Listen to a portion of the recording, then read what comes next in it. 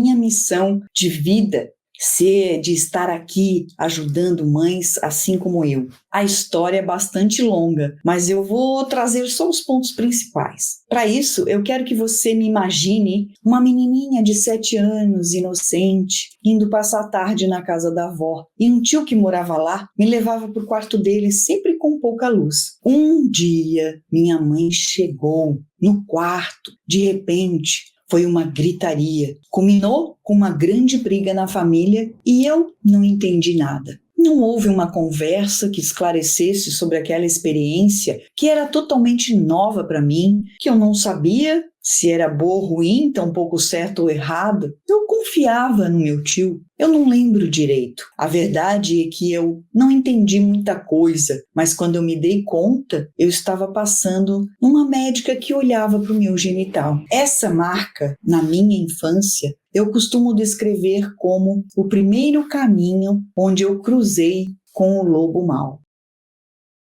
Mais tarde, já aos meus 17 anos, quando eu decidi que queria ser médica e saí lá do interior, a garota do interior foi morar na capital para estudar para o vestibular, resolvi, num belo dia de domingo, anos atrás, estudar na casa de um amigo. E na volta a pé, sozinha, final de tarde, cidade grande, escurecendo, em direção ao apartamento que eu dividia com uma amiga, eu resolvi parar diante de uma loja de sapatos. Um sapato que a adolescente queria muito e não podia ter. E ali tudo começou. De repente, um homem desconhecido começou a se aproximar de mim, conversar, falar, me seduzir. E a primeira reação que eu tive foi olhar em volta, ver se achava alguém na rua, pedir ajuda para alguém, porque eu percebi que algo estava errado naquela conversa. Mas, infelizmente, era um final de dia, não tinha mais ninguém nas ruas. E eu era uma adolescente que ia à missa todos os dias antes do ensino médio, antes de ir para o colégio no ensino médio. Muito ingênua.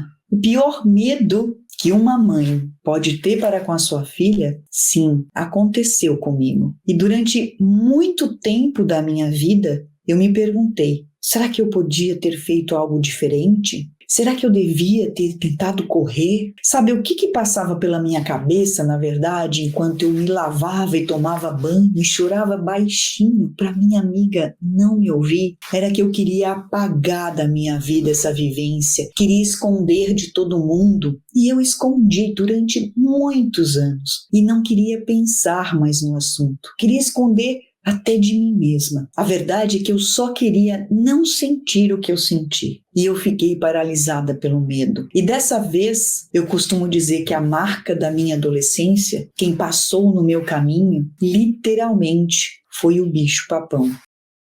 E por que eu te conto tudo isso? Porque ao longo dos meus últimos 20 anos trabalhando como médica de adolescentes, eu ouvi centenas de atendimentos em que eu escutei o desabafo das mães sofrendo por suas filhas e filhos, querendo pegar a dor para elas, como se isso fosse possível. E eu estou te contando que eu sei o que é estar diante de uma mãe em desespero, em situações diversas. E foram inúmeras histórias semelhantes à minha. São muitas lágrimas e feridas que não cicatrizam. Por isso eu estou aqui hoje. Eu quero prevenir esses tipos de experiências negativas na vida de qualquer adolescente e de suas mães. Eu juro para você que eu tentei evitar trabalhar com esses temas, só que o universo parecia me testar na minha jornada. Eu precisei passar por muitas dificuldades que quase me fizeram desistir, mas eu não desisti, porque eu entendi que o que aconteceu comigo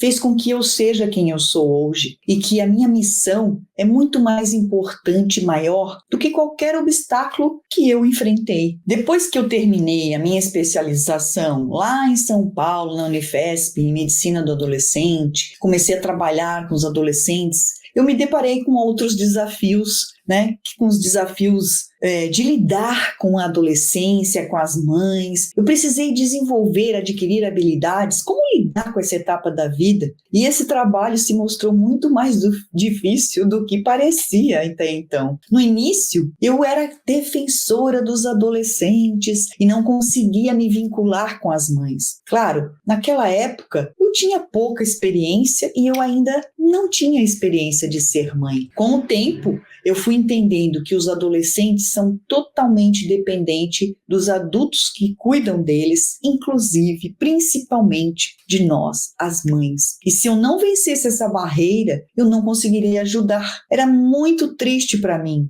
tentar e não conseguir. E teve uma vez que eu recebi uma adolescente que a mãe trouxe 2 advogadas para me coagir, porque ela afirmava que a filha dela estava seduzindo o padrasto. Eu fiquei totalmente sem chão nessa situação, mas eu não tive dúvida. Afinal, a garota havia me revelado que a sua mãe oferecia uma faca para ela colocar embaixo da cama quando ia dormir. Algum motivo a mãe teve para que tomasse essa atitude. Por que essas coisas acontecem? E eu busquei por muitos outros caminhos tentar ajudar mais e mais adolescentes.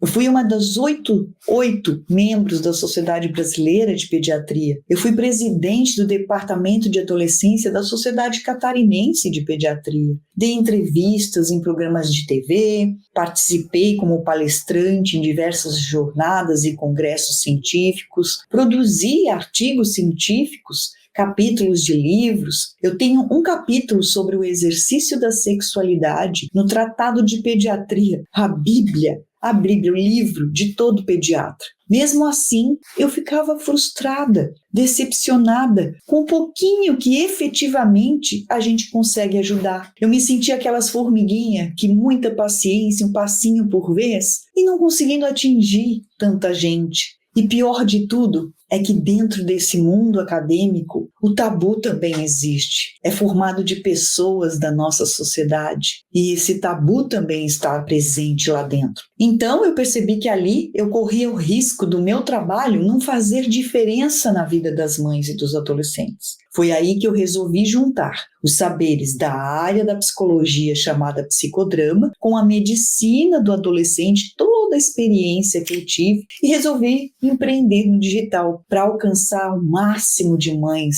Eu quero milhares de mães no meu movimento. Para quê? Para entregar um atalho nessa jornada de ser mãe de adolescente, para que você se sinta conectada com seu filho, usando estratégias que viram hábitos na sua vida. Para quê? Para você desprogramar o jeito que vinha fazendo e reprogramar uma nova forma de se comportar com seu filho. Trilhando o caminho que eu estou te oferecendo, você se sentirá livre da culpa, essa culpa que persegue toda mãe, livre do medo de errar, terá certeza de que fez a sua parte com o melhor de você. Nunca mais você será a mesma mãe, pois é um caminho sem volta. Você comprometida com essa jornada, não precisa ficar com medo do futuro do seu filho, nem vai mais se sentir perdida, porque você terá clareza sobre como agir nas situações mais desafiadoras da adolescência, além de fortalecer o seu vínculo de amor e cumplicidade, que são tão importantes entre a mãe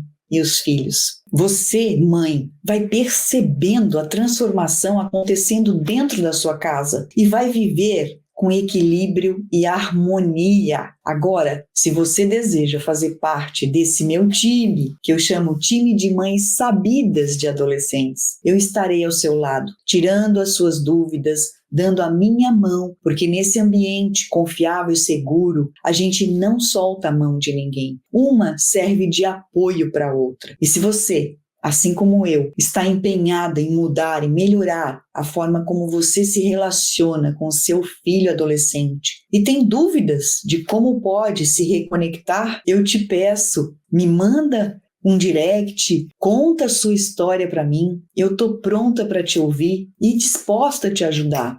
Vem, vamos juntas evoluir e abrir a mente.